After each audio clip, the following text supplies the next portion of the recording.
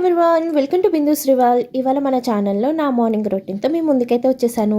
ఇవాళ మన ఛానల్లో సూపర్ సూపర్ సూపర్ టిప్స్తో అయితే మేము ముందుకు వచ్చేసాను అనమాట. డెఫినెట్గా ఈ వీడియో చాలా బాగా మీకైతే యూస్ అవుతుంది అనుకుంటున్నాను.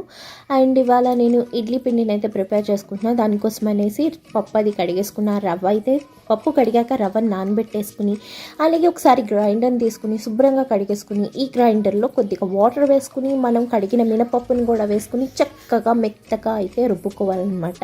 మినపప్పు అనేది కాటకలా రుబ్బుకుంటే ఇడ్లీ అన్నది చాలా బాగుంటాయి అన్నమాట. అలాగే రవ్వని కూడా ఒక 3 సార్లు అయితే కడిగేసుకుంటున్నాను. ఎంత బాగా రవ్వని కడిగితే అంత బాగా మనకి ఇడ్లీ అన్నవి తెల్లగా వస్తాయి అన్నమాట. నేనైతే శుభ్రంగా కడిగిన రవ్వని గట్టిగా వాటర్ అన్నది లేకుండా అయితే పిండేసుకుని వేసుకుంటున్నాను అనమాట.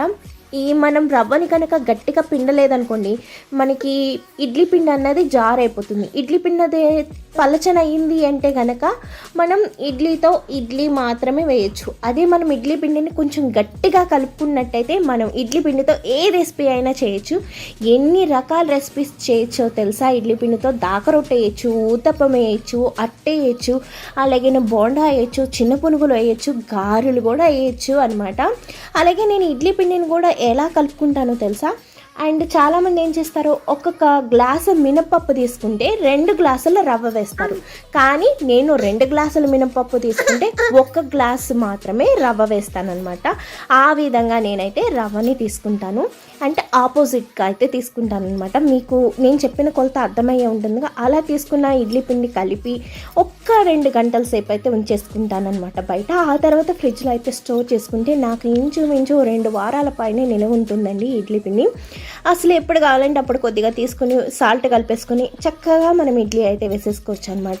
డెఫినెట్గా నేను చూపించిన విధంగా మీరు ఇడ్లీ పిండిని అయితే మిక్స్ చేసుకున్నట్టయితే నిజంగా నోట్లో పెట్టుకుంటే కరిగిపోయేలాగా ఉంటాయి అన్నమాట ఇడ్లీ అనమాట. ఇంకా నేనైతే కిందకు వచ్చేసి ముగ్గు వేసేసుకున్నానండి. అలాగే పూజ కోసం అనేసి పువ్వులు అయితే కోసేసుకుంటున్నాను. అండ్ నేను కొద్దిగా లేట్గా వచ్చినా సరే నాకు పువ్వులు అన్నవి సరిగ్గా దొరకవు. నిజంగా వాళ్ళ కొంచెం లేట్ అయింది కింద రావడానికి. మొత్తం పువ్వులన్నీ కోసేసుకున్నారనమాట. ఎవరి కోసినా ఎవరు చేసినా దేవుడి కోసమే కాబట్టి నేనైతే అసలు ఏం మాట్లాడను. మీరు కూడా మీ ఇంటి పక్కల ఎవరైనా పూలు కోసుకుంటున్నా అందరం ఆ స్వామి సేవకే కాబట్టి ఎవరు ఏమనకండి. ఇప్పుడైతే ఇడ్లీ పెట్టేద్దామనేసి ఇడ్లీ పాత్రను అయితే తీసుకుని శుభ్రంగా ఒకసారి అయితే కడిగేసుకుంటున్నానండి. కడిగేసుకున్న ఇడ్లీ పాత్రను పక్కన పెట్టేసుకుని ఇప్పుడైతే నేను గ్రైండ్ చేసుకున్న ఇడ్లీ పిండిని అయితే తీసుకుంటున్నాను. చూస్తున్నారా ఇడ్లీ పిండి ఎంత ఫ్లఫీగా ఉందో. శుభ్రంగా మీరు కూడా నేను చెప్పిన కొలతతో ట్రై చేయండి. ఇడ్లీ అన్నది చాలా సాఫ్ట్గా అయితే వస్తుందన్నమాట. నేనైతే ఇప్పుడు ఇందులో కొద్దిగా సాల్ట్ వేసుకుని కొద్దిగా వాటర్ వేసి అయితే కలుపుకుంటున్నాను. ఎందుకంటే నేను ఇడ్లీ పిండి అన్నది కొంచెం గట్టిగా కలుపుకున్నాను కాబట్టి కొద్దిగా వాటర్ వేసి అయితే అడ్జస్ట్ చేసుకుంటున్నాను అనమాట. అలాగే ఇంకోటి కూడా ఏంటి అంటే మీరు ఇడ్లీ పిండిని కొంచెం ఎక్కువగా పెట్టుకున్నారంటే నాలాగే అవుతుందన్నమాట. ఎప్పుడు కూడా మనం రేకులో ఉన్న గుంటను బట్టి దాన్ని బట్టి ఇడ్లీ పిండిని పెట్టుకొని మీరైతే ఎక్కువగా వేసేసారంటే రేకులు పక్కకు కూడా పాకిరిపోతుంది. నేను ఇవాళ చేసిన మిస్టేక్ అదే అనమాట. నేను చేసిన మిస్టేక్ ఎవరు చేయకూడదని అయితే చెప్తున్నాను. కొంచెం తక్కువ పిండి అయితే వేసుకుని ఇడ్లీ వేసుకోండి అనమాట.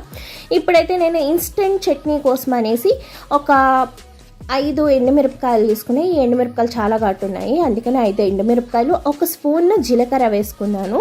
అలాగే 1 కప్పు నిండా పుట్నాల పప్పు, అంటే వేపిన శనగపప్పు అని కూడా కొన్ని ప్రాంతాల్లో అంటారు. మా సైడ్ అయితే పుట్నాల పప్పు అంటాం. పుట్నాల పప్పు వేసి 1-2 నిమిషాలు వేపుకున్నాక 1 స్పూన్ మనం నువ్వులు వేసుకుని ఈ మిశ్రమాన్ని చల్లారనిచ్చి మిక్సీలో వేసుకుని ఫైన్ పేస్ట్ కింద అయితే గ్రైండ్ చేసుకోవాలి. ఇందులోనే రుచికి సరిపడగా సాల్ట్ వేసుకుని ఈ విధంగా చాలా ఫైన్గా అయితే మనం పౌడర్ కింద మిక్సీ పట్టేసుకోవాలన్నమాట. మనం దీంతో ఇన్స్టెంట్ చట్నీ ఎలా చేయొచ్చో చూపిస్తున్నాను. ఇప్పుడైతే 2 స్పూన్ల పౌడర్ వేసేసి ఇందులో కొద్దిగా వాటర్ వేసి కలిపేసుకుంటే ఇన్స్టెంట్ చట్నీ రెడీ. ఎప్పుడు కావాలంటే అప్పుడు చక్కగా ఈ విధంగా కలిపేసుకుని అయితే మనం చట్నీ ప్రిపేర్ చేసుకోవచ్చు అనమాట. చాలా ఈజీగా అయిపోతుంది, చాలా టేస్టీగా ఉంటుంది. అలాగే మనం ఆ పొడితో కూడా మనం కారపొడిలా ఇడ్లీ పైన కూడా జల్లి సర్వ్ చేసుకోవచ్చు అనమాట. చాలా బాగుంటుంది. కొద్దిగా నెయ్యి కానీ నూనె కానీ వేసుకుని చక్కగా ఆ పొడిని అలా పైన జల్లుకుని తింటే సూపర్ టేస్ట్ అనమాట. డెఫినెట్గా మీ ఇంట్లో ట్రై చేయండి. మీకు ఎలా కుదిరింది అన్నది కామెంట్ చేయండి. అలాగే మీ ఫ్యామిలీ మెంబర్స్కి కూడా ఫార్వర్డ్ చేయండి. అలాగే ఈ ఈ వీడియోని చివరి దాకా చూసినట్టయితే మీకు ఈ వీడియో నచ్చినట్టే కదా, ప్లీజ్ లైక్ అయితే చేయండి. మీ లైక్ అన్నది నాకు చాలా చాలా చాలా మంచి సపోర్ట్గా అయితే ఉంటుందన్నమాట. మరొక మంచి వీడియోతో మళ్ళీ కలుసుకుంటే అప్పటిదాకా బాయ్ బాయ్.